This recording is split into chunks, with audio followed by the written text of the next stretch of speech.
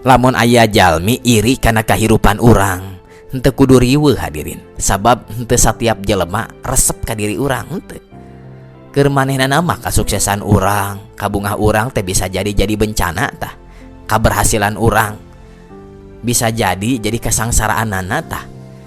Keun we anu bunga-bunga urang, anu sangsara manehna. Sok saha anu rugi?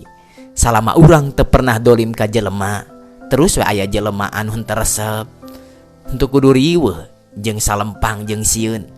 Sanajan manehna ngadoakeun goreng misalkeun ka urang, demi Allah hadirin, eta doa anu goreng moal nepi seutik acan ka urang moal dijamin bakal balik deui ka manehna, bakal balik deui kana diri soranganan.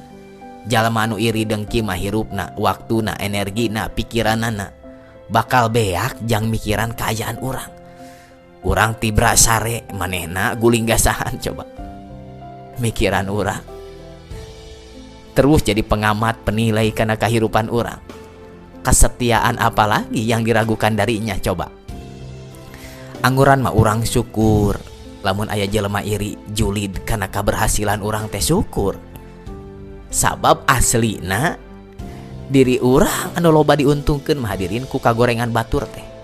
Dosa urang dicokotan ku manehna, kahadean manehna pinah ka urang coba. Jeung doakeun mudah-mudahan we dipaparinan topek hidayah ku Allah pikeun eta jelema supaya dibebaskeun tina panyakit iri dengkina da karunya atunya.